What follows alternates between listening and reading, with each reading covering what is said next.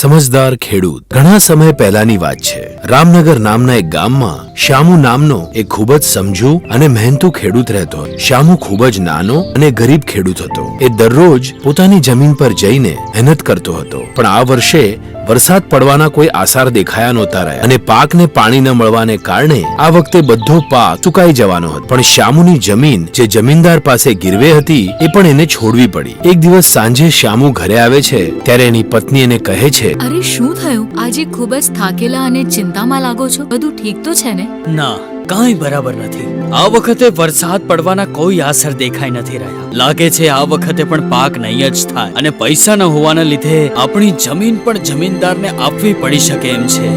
આપણે શું કરીએ કંઈ જ સમજાય નથી રહ્યું. તમે ચિંતા નહીં કરો, ભગવાન જરૂર કોઈને કોઈ રસ્તો કાઢશે જ. સાચું કહે છે. હવે તો બસ એનો જ આશરો છે. હું પણ કંઈક ને કંઈક ઉપાય તો વિચારું જ છું. કોઈ ના કોઈ તો રસ્તો ચોક્કસ નીકળશે જેથી આપણે આપણી જમીન બચાવી શકીશું. આમ કહીને એ બંને સૂઈ જાય છે અને બીજા દિવસે પંચાયતમાં બધા ખેડૂતોને બોલાવવામાં આવે છે. બધા ખેડૂતો પાક ના હોવાને કારણે ચિંતામાં હોય છે. ત્યાં શહેરથી બિલ્ડર પણ આવેલો હોય છે. બિલ્ડર એમને પૈસાની લાલચ આપીને ખેડૂતોની જમીન પચાવવામાં. આ તો ખેડૂત ભાઈઓ, આપણે બધા જાણીએ છીએ કે આ વર્ષે વરસાદ ન પડવાને લીધે આપણા ખેતરો સુકાઈ ગયા છે. એટલે જ આ ભલા માણસ આપણી મદદ કરવા માંગે છે. જુઓ ભાઈઓ, તમારી જમીન વરસાદ ના પડવાને કારણે કોઈ કામની નથી રહી અને તમને બધાને નુકસાન પણ થશે. જો તમે તમારી જમીન અમને આપ તો અમે તમને મુદ્દલની સાથે સાથે એક ઘર પણ આપશું. કેમ? બધા ગરીબ ખેડૂતો વિચારે છે કે જમીન બિલ્ડરના નામ પર કરી દઈ તો તમારા બધાની પાસે એક મહિનાનો સમય છે. જો તમે લોકો અમને તમારી જમીન આપી દેશો તો અમે તમને બદલામાં ઘણા બધા રૂપિયા આપશું, જેથી તમને બધાને ક્યારેય રૂપિયા પૈસાની ચિંતા કરવાની જરૂર નહીં પડે. હા. બધા ખેડૂતો બિલ્ડરની વાતો સાંભળે છે અને ઘરે જતા રહે છે. પણ શ્યામુ ખેડૂતને એ બરાબર નથી લાગતું અને શ્યામુ ખેડૂત બિલ્ડરનો પીછો કરતા કરતા એના ઘર સુધી પહોંચી જાય છે અને એની વાતો સાંભળી લે છે. આ બધા મૂર્ખ ખેડૂતો હવે પોતપોતાની જમીનો ઓછા ભાવમાં મારા નામે કરશે અને પછી બધાની જમીનોને એક સાથે વેચીને બહુ રૂપિયા કમાવે છે. મૂર્ખ ખેડૂતો. શ્યામુ આ બધી વાતો સાંભળે છે અને પોતાની ઘરે જતો રહે છે. શ્યામુ ઘરે આવીને બધી વાતો સરલાને કહે છે. ખબર છે સરલા, એ બિલ્ડર ભાઈ ખૂબ જ ખરાબ માણસ છે. બેનો પીછો કર્યો અને એની બધી વાતો સાંભળી. એ ખેડૂતોને ઠગીને એમની બધી જ જમીનો પોતાના નામે કરવા માંગે છે, જેમને એ આગળ વધારે ભાવમાં વેચીને બહુ રૂપિયા કમાશે. તમે જઈને આ બધી વાત પંચોને કઈ કેમ નથી દેતા? હું જો આ વાત બધાને કઈ પણ દઉં તો મારી વાતનો ભરોસો કરશે કોણ? તો હવે આપણે શું કરીશું? ના ના, આપણે આપણી જમીન એના હાથમાં જરાય નહીં જવા દઈએ. આપણે બધા ખેડૂતોને ભેગા કરવા માટે એમને કોઈ બીજી યુક્તિ પણ આપવી પડશે, નહીતર બધા પોતાની જમીન આપી દેશે એમને. તમે કોઈ બીજો ઉપાય શોધો. શ્યામુ આખી રાત સૂતો નથી અને વિચારતો રહે છે કે ખેડૂતોને કેવી રીતે એ મુખોટો પહેરેલા જાનવરથી બચાવી શકાય અને એક યુક્તિ સૂઝે છે.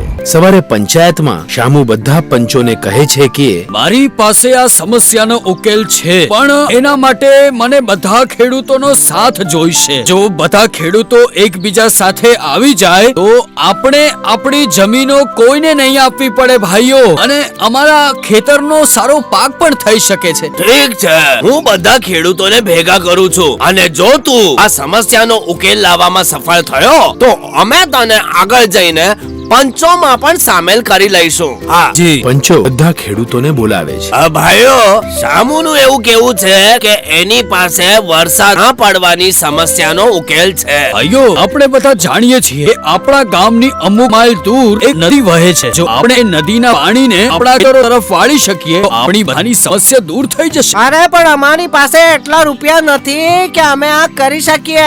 શ્યામુ ખેડૂત એમને સમજાવે છે. તો ભાઈઓ, જો આપણે એકલા તો કોશિશ કરીશું કે નદીનું પાણી ખેતર તરફ વાળીએ તો એ નહીં કરી શકે, પણ જો આપણે થોડા પૈસા કાઢીશું તો આપણે બધા એક સાથે મળીને સરળતાથી એટલા રૂપિયા ભેગા કરીશું કે જેનાથી આપણે નદીનું પાણી ખેતર તરફ વાળીએ. શ્યામુ એમને એ પણ જણાવે છે કે કેવી રીતે એણે બિલ્ડરની વાતો સાંભળી છે અને એમની જમીનો સસ્તા ભાવમાં ખરીદીને બહુ બધા રૂપિયા કમાવા માંગે છે. ભાઈઓ, જો આપણે બધા ભેગા મળી જઈએ, આ મુસીબત તો બહુ નાની છે. આપણે આનાથી પણ મોટી મોટી મુસીબતોનો સામનો કરી શકીએ છીએ. બધા ગરીબ ખેડૂતો શ્યામુની આ વાતને સાંભળે છે અને કહે છે, એક છે શ્યામુ, સાચું કહે છે. અમે બધા રૂપિયા આપવા માટે તૈયાર છીએ.